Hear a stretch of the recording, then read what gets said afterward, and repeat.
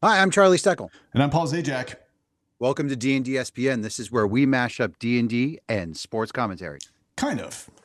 Tonight's episode, we're looking again at the Dungeon Masters live play series. And in this clip, which runs about 2 minutes, we're seeing Neil Newbon from Baldur's Gate fame is trying to negotiate a little something extra during his turn. And the Dungeon Master does an interesting thing in keeps him on the rules, hardline in to one extent, and then another way opens an opportunity. Let's take a look at the clip, and we'll talk about it more afterwards.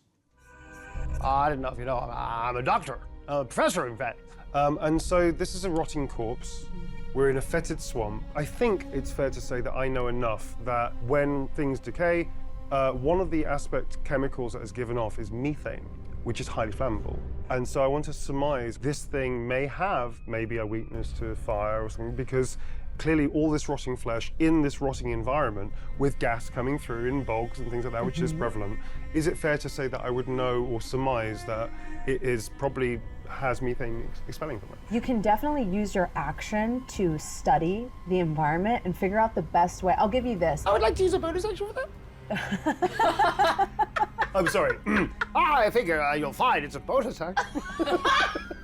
What are you trying to do with your action? With my action is because I want to use dragon breath and flame the shit out of it.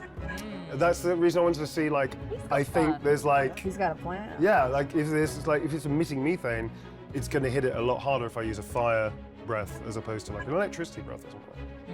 Well done, Clem. Like, is that a spell or like It's a different second level way? spell that I have called Dragon's Breath. And you can change the element, right? I can change the element. I have great news for you, Neil. Yes. That's a bonus action. Yes. That's a bonus action spell. So. Is it a bonus action? Oh, Yes. amazing. Great, great. Yes, Thank you. yes. So I can do the, sorry, I need my glasses on for this. So I'm gonna look around the environment. I have a, and just check things out. Yes, here's how this is going to work. Yes, you tell can me. use your action to study the scene and figure out the best way to make use of truly this, like, I did describe earlier that you see like kind of spontaneous combustions from the swamp gas. Yes, you did. So using your action to study the area, you do realize that there are pockets of flammable gas that would amplify any fire spell cast there. All right, so that's the clip. And interestingly enough, I think this touches on two of the things that we covered previously on our channel, right? We were talking about the new study action in the 2024 rules. You kind of didn't like it, understandably. I was ambivalent about how it worked in that you have to use your action to learn something about an opponent versus just like noticing it, or as in this case, Neil tries to sell it as like, hey, can I use a bonus action for that? But the Dungeon Master says, no, you got to use, it's the rule, you got to use your action to take the study action. But at the same time, he is asking for something. He's like saying, hey, I noticed something about this monster, and he's like just making it up. He's contributing to the story. He's saying there's pockets of methane gas around them. I don't have the adventure in front of me. I'm pretty sure that that's not in the adventure, and the DM is just going along with it because it's a shared story, right? And he's creating part of the story, and she's allowing that. And I really like that. And that kind of ties into something that we did in one of our previous episodes where we used that super inspiration dice, which officially said to the player, now's your time, if we want it, to go ahead and contribute to the story. And Neil is doing it here on his own, and I really like that. What are your thoughts? I do. I love how this went, and the sense that, yes, story, like that's what we're supposed to do. D&D is a cooperative storytelling program. And when we take that camera away from the Dungeon Master for all intents and purposes, that's a director. I want to be part of the atmosphere. I want to make the room feel a certain way. I want the dungeon to smell a certain way.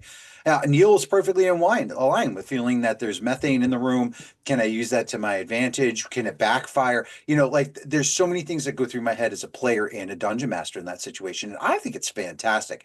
But yes, hold him to the rules. I again, like my beef with the study action is how much does your character already know?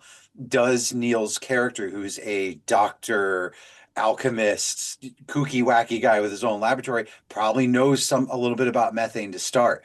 But if you're someone that's like, I know a guy who knows something about, maybe then you have to roll. Was she being a little too strict on him?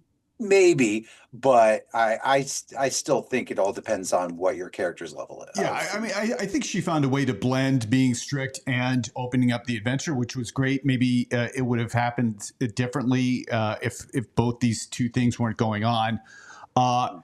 Again, I did really like how Neil, on his own was like, yes, I am a part of this story, and so I'm going to start telling it. And I think that not every player initially understands that about the game. I know in my own home campaign, my players don't do that, and I really wish they did. So I'm going to try and like more lead them and help them do that. But I think this is a great example, and especially because it's an official D&D game, right? And it's showing that part of the game is like not following the rules; it's telling a story, and I love that about this clip. Yeah, I think it's fantastic. It is a really good example of for people like you said that don't do those things. Here's how you can get out of your comfort zone. Just because the dungeon master didn't say it was there doesn't mean it was there. You're in a forest. There are trees. Well, there might be a tree within 5 feet of you. The dungeon master didn't say that, but yeah, fun with it. So players do this. Dungeon masters do this. This is a great clip. Okay, that's it for this one. If you like what we're doing, please like and subscribe. And make sure to check out the official Dungeon Masters live play. It's pretty good. All right. Thanks. See you next time.